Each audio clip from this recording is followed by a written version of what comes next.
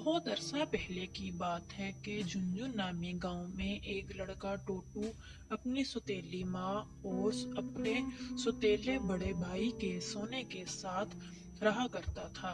टोटू एक सब्जी की रेहड़ी चलाता और गली गली जाकर सब्जी बेचता, जबकि सोना सारा दिन घर में आराम करता और बिस्तर तोड़ता रहता। अम्मा, आज खाने में क्या बना रही हो? मेरा तो भुना हुआ गोश्त खाने का बड़ा दिल कर रहा है। हाँ मेरा सोना पुत्र, मेरा लड्डू पेड़ा, मेरा मक्खन, मैं अपने पुत्र को भुना हुआ गोश्त बनाकर खिलाऊंगी। टोटू पहले सुबह उठकर घर का काम किया करता और फिर रेड़ी लेकर सब्जी बेचने के लिए चला जाता। आलू ले लो, गोभी ले लो, पालक ले लो, शलजम ले लो, तोरी ले लो, साग ले लो। आलू 100 रुपए किलो, गोभी 70 रुपए किलो, गाजर 50 रुपए किलो। भाया रुक जा, बता ये शलजम और गोभी कैसे दे रहा है? बाजी, ये नरमो मुलायम शलजम सिर्फ 60 रुपए किलो और ये गोभी 70 रुपए किलो। देखें कितनी ताजा सब्जी है। हाँ हाँ, बहुत ताजा सब्जी है। मुझे 1 किलो गोभी और 2 किलो तोरी दे दो, और धनिया मुझे फ्री में दे दो।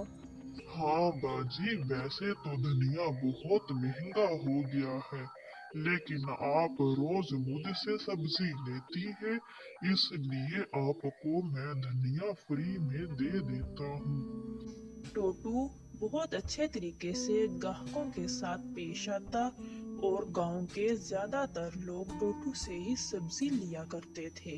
टोटू जब सब्जी बेच रहा था तो उसने अपने दोस्तों को बातें करते देखा, तो थोड़ी देर आराम करने के लिए उनके पास बैठ गया। आजू, मैंने अपनी दादी से सुना है कि जब वो छोटी थी तो इस गांव के नीचे बोने रहते थे। हाँ, मुझे भी ऐसा ही सुनने को मिला है। मेरे दादा के दादा ने इस गांव में बोने देखे थे। अरे तुम लोगों को क्या हो गया जाजू माजू? तुम लोगों को नहीं पता कि बोने बोने जैसी कोई चीज नहीं होती? ओए टोटू, तुझे क्या पता? मेरी दादी कभी झूठ नहीं बोलती। उसने अगर कोई बात कही है तो उसमें कहीं ना कहीं सच्चाई होगी। हाँ टोटू, मैंने भी सुना है कि इस हमारे गांव की जमीन के नीचे बोने रहते हैं। अच्छा चलो, तुम लोग बातें करो। मैं तो बस यहाँ पर रुका था कि थोड़ी देर आराम कर लूं। अब मेरी सब्जी बेचने का टाइम हो रहा है। रात हो गई तो फिर घर खाली हाथ जाना पड़ेगा। अब मैं जाता हूँ। टोटू जब शाम को सब्जी बेचकर घर आ रहा होता है तो उसके जहन में सिर्फ बोनों की बातें गर्दिश कर रही होती हैं। क्या वाकई इस दुनिया में बोने भी होते हैं? क्या हमारे गांव के नीचे भी बोने रहते हैं? अगर बोने रहते हैं तो वो क्या करते हैं? कैसे दिखते हैं?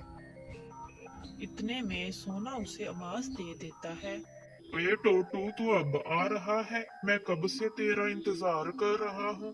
मेरी टांगों में बहुत दर्द हो रहा है। चल आके मेरी टांगे दबा।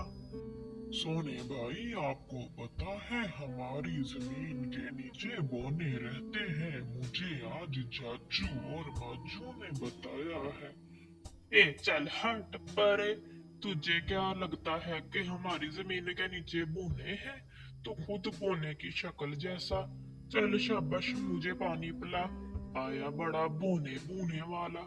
कभी देखा है कोई बोना? सोने भाई, मैं सारा दिन घर का भी काम करता हूँ और बाहर जाकर सब्जी की रेहड़ी भी चलाता हूँ।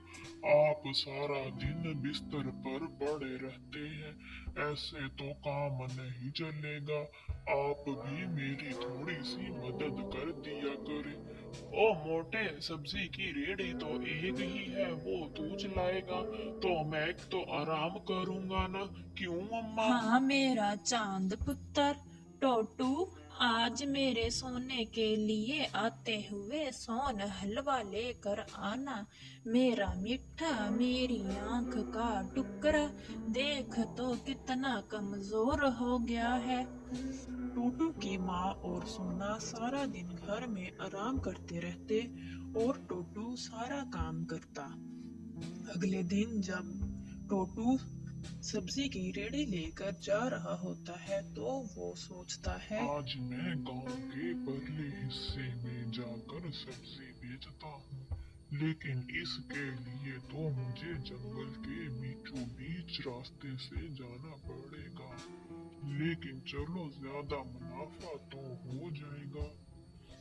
जब टोटू ये सोच ही रहा होता है तो अचानक से उसका पाँव फिसलता है और वो एक गहरे गड्ढे में जाकर गिर जाता है। और जब टोटू उठकर देखता है तो दूसरी दुनिया में पहुंच चुका होता है, जो असल में बोनो की दुनिया होती है। टोटू जब उठता है तो उसे इर्द गिर्द बोने नजर आते हैं। आज फिर हमारी दुनिया में आदमजाद आ गया है। इसे खा लिया जाए कि इसे छोड़ दिया जाए। ये सुनकर टोटू बहुत परेशान हो जाता है। क्या बोने टोटू को खा जाएंगे या फिर उसे छोड़ देंगे? ये जानने के लिए देखें बोनो की दुनिया की दूसरी किस्त।